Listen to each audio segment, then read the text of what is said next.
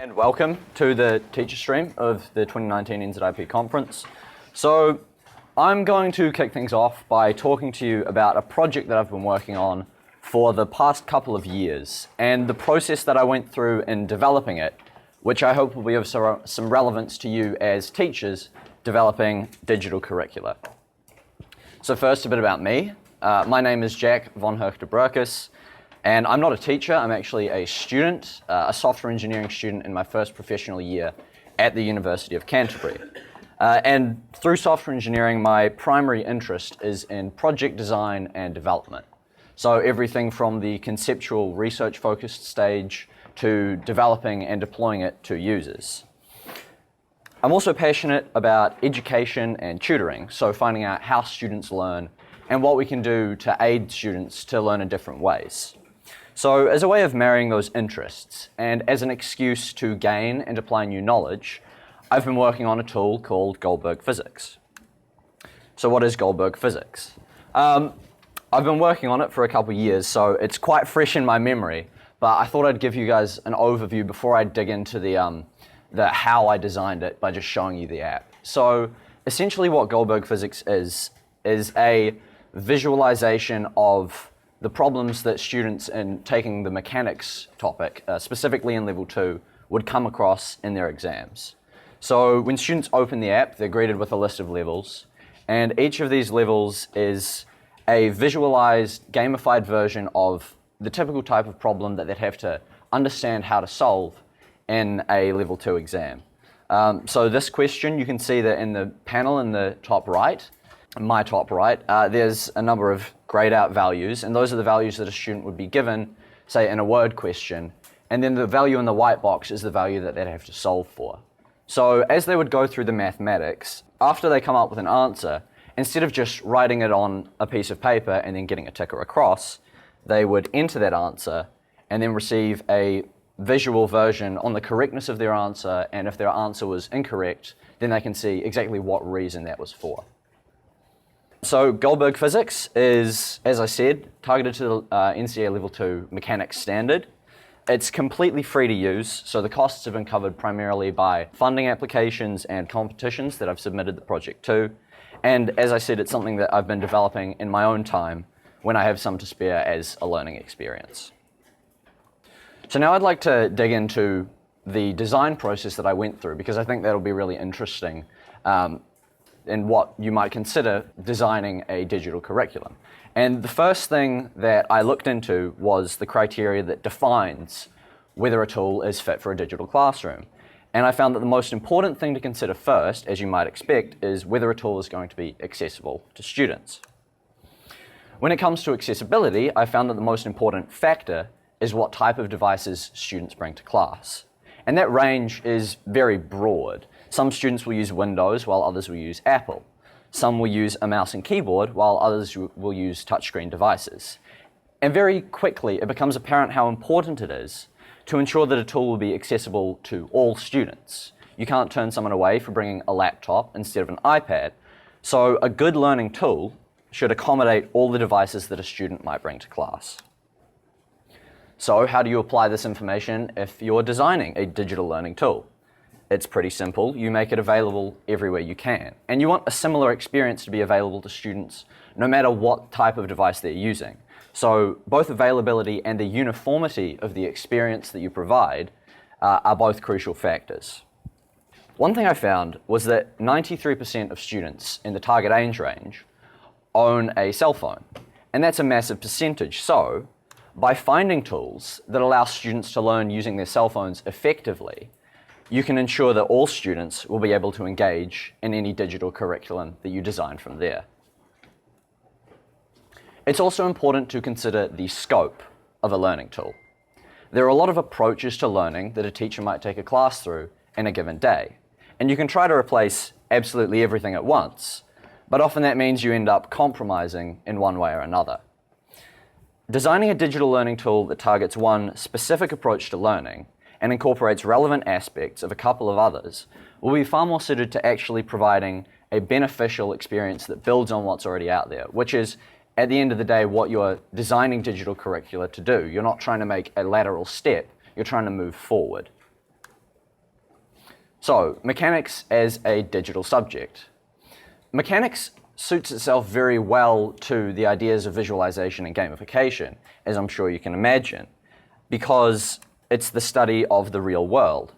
Students are taught the rules that govern how the things around them move, so at its core, mechanics can be a very visual and tactile subject, and then the mathematics is just analysis built on top of that.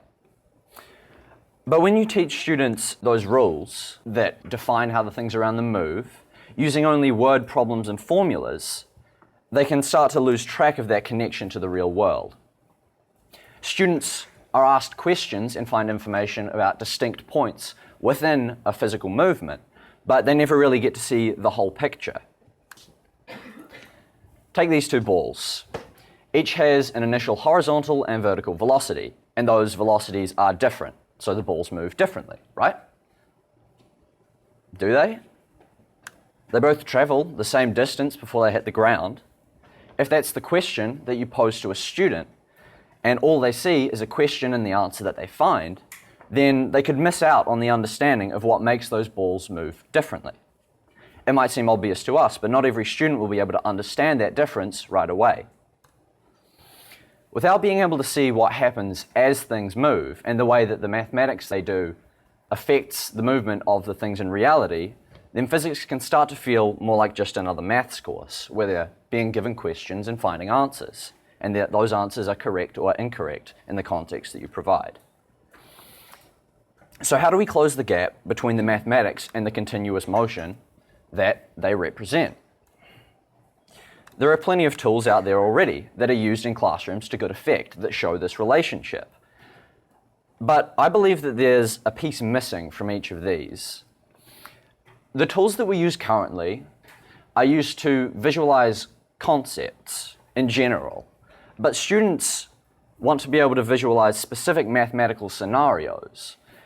That's how you really get the understanding of how the different numbers in a specific equation might change the time that a ball's in the air, or the distance that it moves, when everything else might be the same. So to learn how to visualize the specific scenarios, students should be analyzing both visual and mathematical information simultaneously. By posing NCEA-style problems in the form of levels in a game, Goldberg Physics gives students visual information as they interpret mathematical information. What you see on this slide is an NCEA-style question. A student would extract the important information, go through their calculations, and find an answer. If we go to Goldberg Physics, we can see the exact same question with the same information and the same value that they have to calculate. But as the student goes through their values and finds the velocities and the times that the ball's in the air, they can check their answer. And when they do check their answer, they see how all those values that they've interacted with affect the path of the ball. As students repeat the process of solving a problem and seeing it represented visually, they form links between aspects of the maths and how changing those aspects changes the motion. And visualizing mathematics does not come naturally, it's a skill. And it needs to be learned through repeated exposure and application. So with a tool like Goldberg Physics, students can learn this skill and then apply it to questions that they come across in their exams. And they can do it in a way that they're not losing out on the ability to analyze the problems and solve them mathematically, because the problems are modeled after the same questions that they'd be doing in practice papers and exams. So what other benefits are there of visual learning tools? We've already discussed the connection to reality and the physics-specific aspects of that, but there are a couple of other more broad aspects that I'd like to mention as well. Perhaps the most important part of learning is making mistakes. A red cross on a written answer tells you that you were wrong, but it doesn't explain why. With a gamified context, feedback on mistakes is immediate and informative. If you get the wrong answer, you miss the goal. If you overshoot, then you know that your velocity was too high. Visual feedback is clear and concise, and it teaches students to reason with and subsequently learn from their incorrect answers. Another benefit of visualization is that it can be a way of overcoming barriers. for students who have difficulty learning through words alone. There's a great TEDx talk by Matthew Peterson called Teaching Without Words that goes into the benefits of gamification and visualization in STEM subjects. A significant percentage of students can learn better in a visual and kinesthetic style than they do in a written style, and tools suited to them can reveal real potential in students that would otherwise seem to be struggling to grasp the concepts that we're trying to teach. I like to say that the gamification of Goldberg physics works to demystify physics. Equations on a whiteboard to a student can seem confusing and abstract. But as a mobile game, Goldberg physics uses a medium that students are familiar with to show them movements that they are familiar with.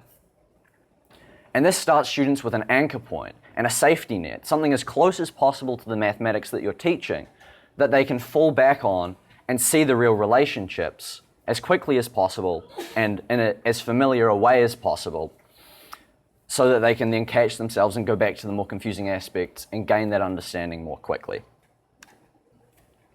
And as a mobile game, students can access Goldberg physics anywhere that they bring their phones. Now, not every student is going to do practice problems in their car on the way home, but having the option makes physics feel more accessible. There's a voice in a student's head saying, I could be practicing physics right now. And although it may not lead to them doing it, it means that they're more open to the idea of engaging those skills on the fly. So, there are some great benefits for students. But the other important thing in developing a digital learning tool is that it's a teaching tool, and there should be aspects designed to help teachers. And that's why Goldberg Physics has a development stage, free-to-use teacher suite. Using the teacher suite, you can see all of your classes in one place. You can see every student in a given class, change how those students interact with the app, and you can see how each student is doing within the app. You can tell how many times they've attempted a level, and whether they've marked it as one that they calculated and feel competent in completing. There's also a worked answer sheet so that you can help students more quickly with the aspects of problems that they might be struggling with. I have no special talent. I am only passionately curious. No student enters their first class with a complete understanding of the relationship between the mathematics and the motions that they represent. Goldberg Physics aims to take the mathematical aspects of physics and represent them in a way that brings them closer to the curiosity-inspiring reasons that we pursue the information about how the world works in the first place. The digital classroom is coming, and there's nothing that we can really do to hold that back. The world of physics is changing, but the world of a classroom is changing as well. And what we really want to be able to do is, instead of just adapting to that change, to really push forward and see what we can do with the new mediums that digital learning provides us. So if you're interested in pushing your digital classroom into the next level, take a look at Goldberg Physics using the link on the screen, email me at the address below it, or look for it on the App Store for Android and iOS. Thank you.